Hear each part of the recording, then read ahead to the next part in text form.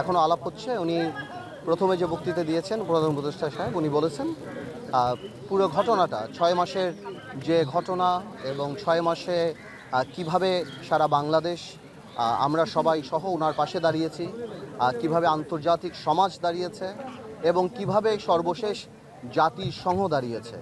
Fascist government এই 6 মাস তাদের যে পায়তারা ছিল, বিভিন্ন মিথ্যের ফুলঝুরি ছিল সারা পৃথিবীকে বোঝানো যে আমাদের অবস্থান কী, সেটা যে জাতিসংঘের এই রিপোর্ট আসার পরে অনেকাংশেই ধূলিসাৎ হয়ে গিয়েছে।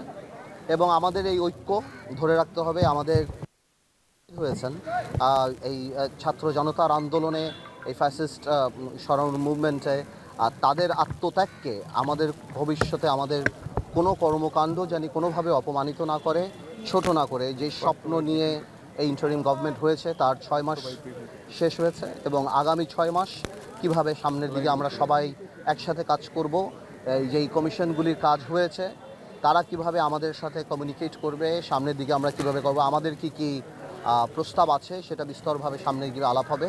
সেই ব্যাপারেই প্রধান উপদেষ্টা আমাদের সবার সাথে কথা বলেছেন এবং আমরা সবাই আমাদের জায়গা থেকে ধন্যবাদ জানাচ্ছি। এবং ছোট ছোট কিছু অ্যাডভাইস যেটা থাকছে যে নির্বাচন কবে হবে আমরা তাড়াতাড়ি চাই, কোনো দল বলছেন, আমরা বলেছি যেমন আমরা স্থানীয় নির্বাচন আগে চাই না, কারণ স্থানীয় নির্বাচন দিলে 4,500 ইউনিয়ন পরিষদে সেখানে একটা মারামারি হওয়ার সম্ভাবনা আছে।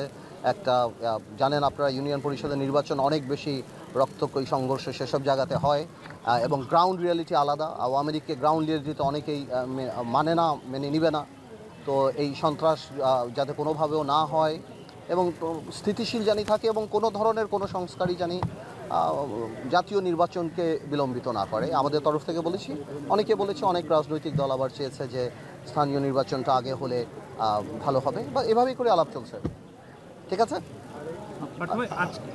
আজকের যে আলোচনা হলো এটাতে আসলে মূলত কি হলো, মানে শুধুমাত্র কি আজকে ইন্ট্রোডাকশন হলো এরকম বিষয়টা? না, এরকম কিছু না। মানে 6 মাস পরে সব রাজনৈতিক দলের সাথে বসলো, 6 মাসে আমাদের অর্জনটা কি, আমরা কতদূর গেলাম এবং 6টা কমিশন যে কাজ করেছে আমরা কতদূর অর্জন করেছি এবং আমরা পাশে ছিলাম, আমরা সামনেও পাশে থাকব।